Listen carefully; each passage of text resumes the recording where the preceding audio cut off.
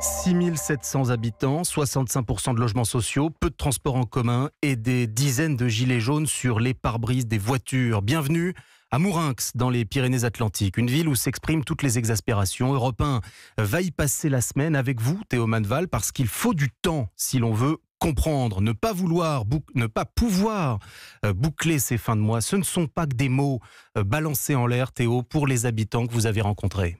Exactement, quand j'ai demandé à Sandrine sur le parking du terrain de basket pour le match de sa fille ce qui définissait selon elle sa vie quotidienne, le premier mot qui est sorti, c'est difficulté. Du découvert permanent. Quand on a nos revenus, ça comble le découvert du mois d'avant. Et 15 jours après, on est de nouveau en découvert. Je suis aide-soignante. J'ai un travail, mon mari a un travail. Et malgré ça, on est en train de réduire sur l'alimentation, sur tout ce qui est chauffage, parce que les charges deviennent beaucoup trop importantes. Moi, j'en suis arrivée à faire beaucoup de choses moi-même.